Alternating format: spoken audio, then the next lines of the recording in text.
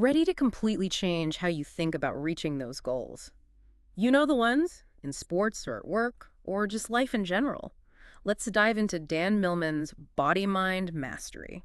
Yeah, and this isn't just like your typical self-help stuff. We're going way deeper into this whole idea that to be your best, your body, mind, and emotions, it's all got to be working together. I'll be honest, at first I was like, okay, makes sense. But then, wow, his stories and techniques just blew me away. Yeah, he's not just talking theory. Like, he's showing you how to actually make this stuff work in your life. Like, take emotional talent, for example. This idea that to reach any goal, you need that motivation, that emotional energy. Right, that makes sense. But we all have those days where the motivation just poof, vanishes. So what's the secret?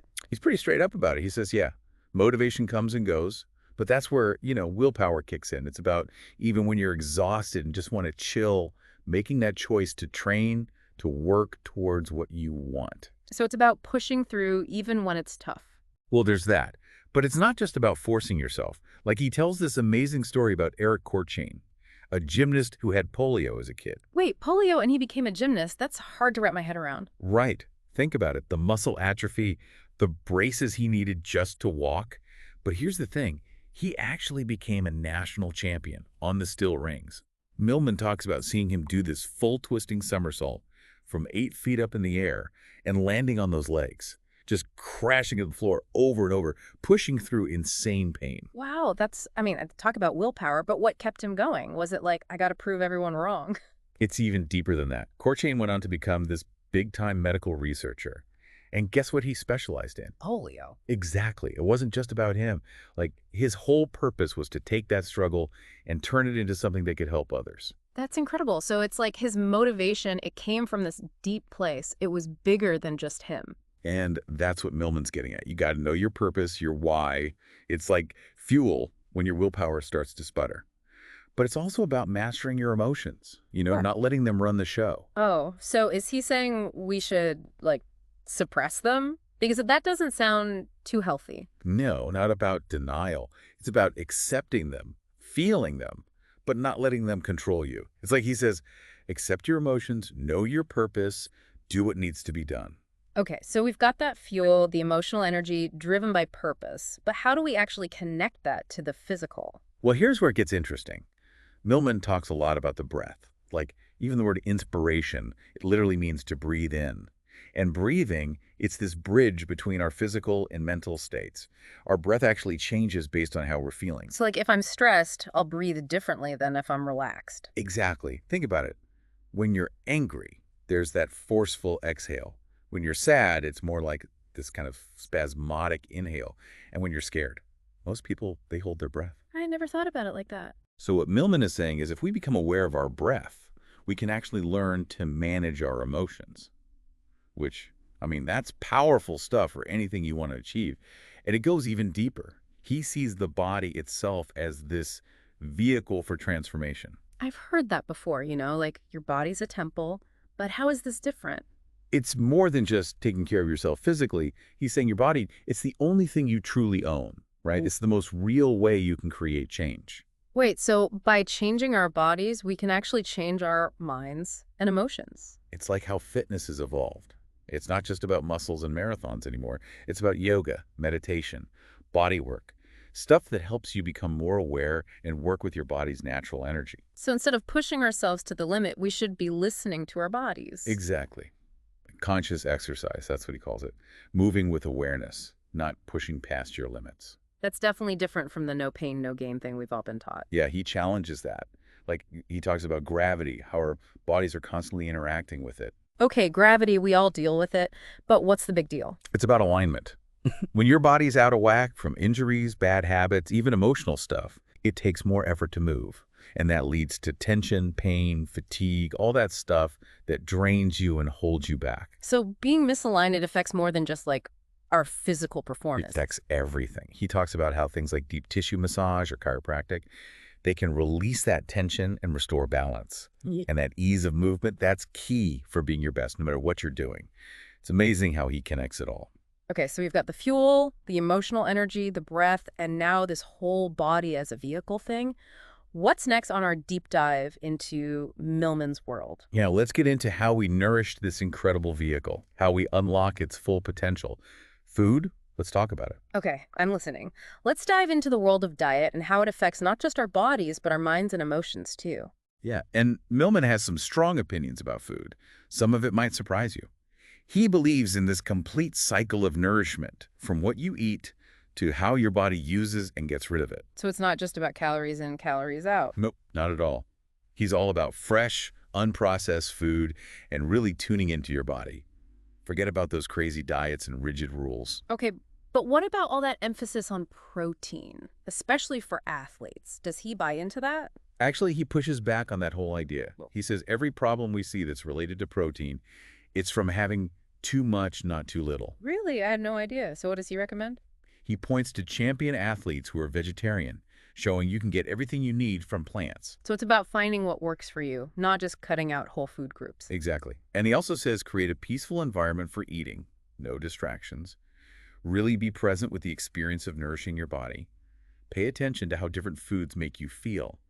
It's about listening to what your body's telling you. It's like a reminder to slow down and actually enjoy our meals. But I'm curious about those gifted athletes we hear about. Is he saying talent doesn't exist? That's where his 4 S's come in strength, suppleness, stamina, and sensitivity.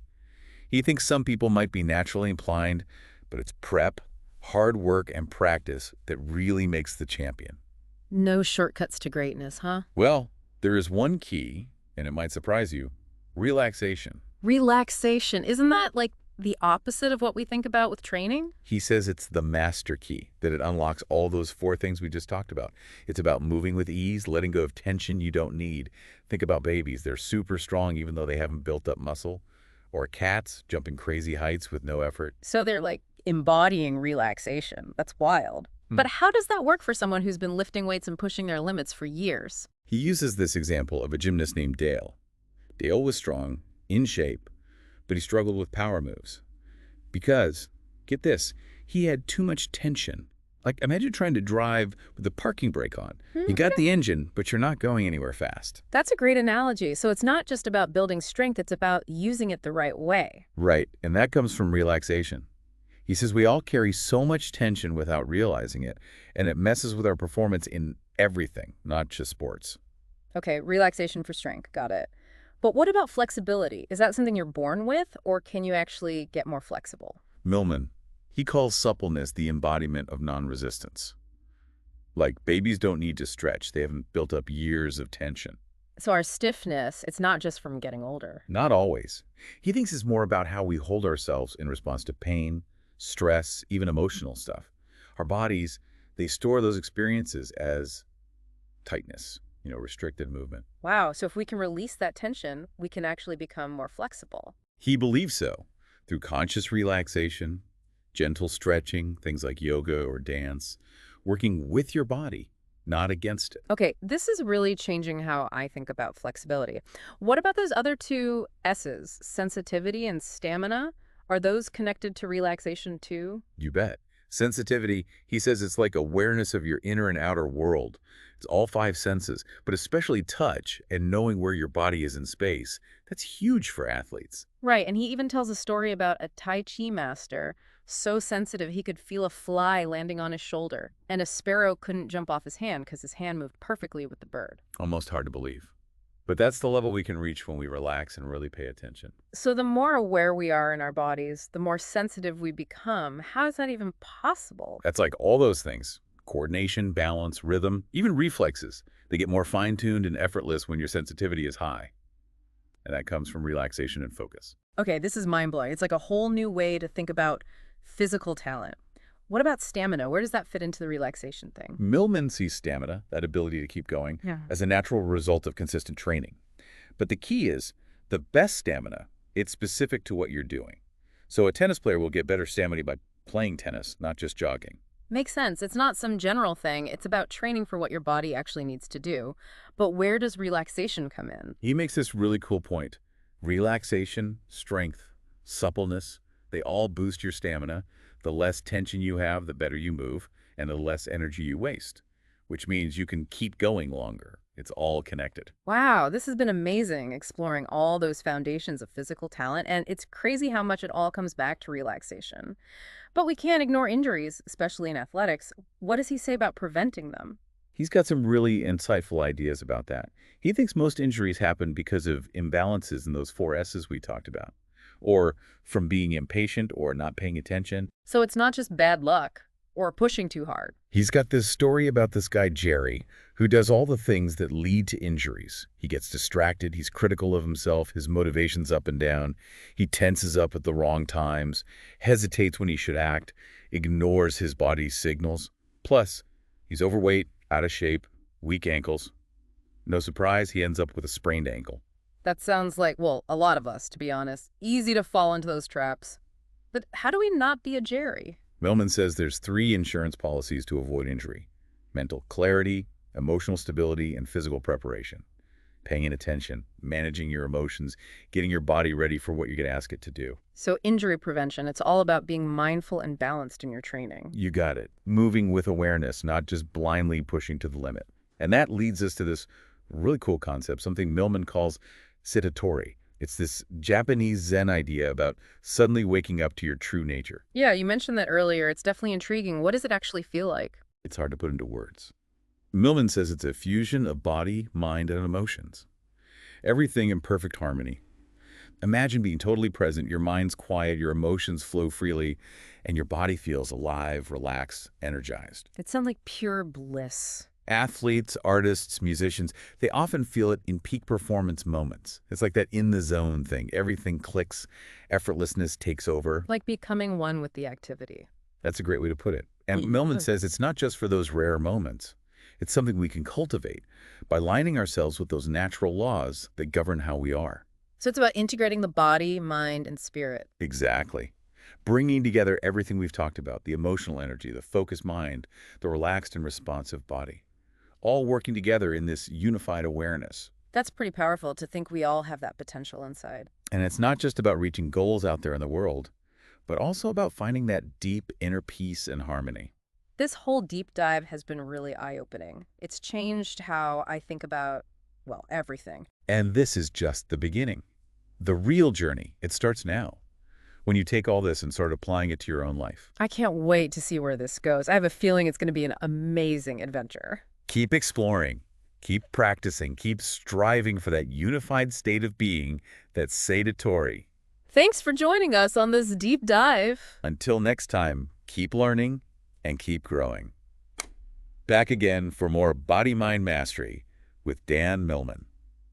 I'm ready to take things up a notch. Last time we talked about how important relaxation is, but how do we actually, make it happen? What are the tools? Yeah, that's the exciting part, right? Taking those ideas and making them real. Millman talks a lot about transitions. Transitions, like going from one thing to the next. It's kind of more than that. Think about all the transitions we go through, like big life changes, starting a new job or having a kid, Yeah. but even just everyday stuff like coming home from work or even just waking up in the morning. Oh, yeah, I see what you mean. We're always shifting gears.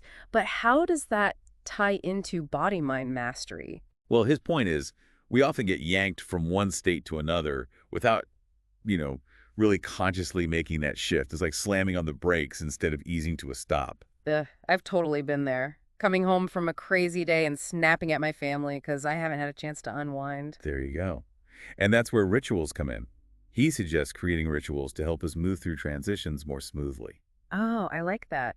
So instead of just rushing into the next thing, you take a minute to reset. What would that look like? Could be anything, really, that helps you shift gears. Hmm. Taking a few deep breaths, listening to music, maybe a quick walk, just creating that little buffer zone. I love that idea, like giving our minds and bodies a chance to catch up. But how does that apply to, athletic training? He sees warm-ups as a kind of transition ritual, getting you ready for whatever sport or activity you're about to do. Yeah, most athletes already warm up, right? Stretching, getting their heart rate going. Is he talking about something different? He goes deeper, for sure. A true warm-up, he says, it's not just the body, it's your mind and emotions, too. A holistic warm up? So what's that actually look like? He breaks it down into 3 parts: mental, emotional, and physical. The mental part could be setting your intentions for the workout, picturing yourself crushing it, or just letting go of whatever's been on your mind. And what about the emotional side? That's all about calming the breath, remembering why you love this activity, getting into that positive, focused state. It's like getting yourself primed for peak performance. So you're setting the stage on every level: body, mind, spirit. You got it. And it's crazy how much of a difference that can make and how well you do and how much you enjoy it. Speaking of prepping the mind, let's talk about meditation. Okay, I'm intrigued. When I think of meditation, I think, someone sitting still, not exactly a workout. Millman sees it a little differently. He thinks of it as part of a complete workout, like the ultimate cool down. Fitness training for the nervous system, he calls it. So instead of building muscle, you're building, like, mental resilience. Right. Just like push-ups make your muscles stronger, meditation strengthens your ability to calm and focus your mind. It's like hitting the pause button on all the noise and chaos. I can see the benefits, for sure. But, gotta be honest, I've tried meditation before. My mind, it just won't shut up. Any advice for beginners? He stresses that it's a practice, not like a destination. It's not about having a totally blank mind, but noticing when you drift off and gently bringing yourself back. And there's tons of techniques, focusing on your breath, repeating a word or phrase, even guided meditations. So it's about finding what works and being patient with yourself. I get it. But what about learning new stuff in general? How does he think we should approach that? He uses this really cool analogy, like blazing a trail through fresh snow. When you try a new movement, it's like making that first path. Each time you do it, you make that path deeper and more defined. That makes sense. But what if you're doing it wrong? Aren't you just getting better at messing up? That's exactly it. If you keep repeating something the wrong way, you're basically training yourself to be bad at it. So it's not just about repetition, it's about practicing the right way. Right. He's got this simple rule: never repeat the same error twice. Pay attention, notice what went wrong, and try something different the next time. So don't just go through the motions. Be present, observe, make adjustments. Makes sense, but how do you not fall into that trap of, like, practicing your mistakes? Millman says it's all about awareness, conscious practice. He suggests practicing in sets of 3, then taking a break to think about it and refocus. Oh, that's a good tip. It's like slowing down and being more deliberate, right? But are there any tricks to speed up the learning process? He talks about a technique called overcompensation. It's pretty cool. Overcompensation. Never heard of it. What's the idea? Basically, he says, because we usually undercorrect our mistakes, we need to go overboard in the other direction to find the sweet spot. Gotcha. So like an example. Let's say you're learning to hit a baseball, and you keep swinging too high. Instead of just trying to lower your swing a little, he says, try swinging way too low a few times. It's interesting. So push yourself outside your comfort zone to break those old habits. Exactly. By working both extremes, you can zero in on that perfect balance point much faster. That's awesome. Like a shortcut to mastering any skill. But does it really apply to everything? Millman thinks so. Timing, balance, accuracy, even how much force you use. That's incredible. These principles, they can apply to anything, from sports to music to just walking or talking. That's what makes his philosophy so powerful. It's like finding those universal truths that work no matter what you're doing.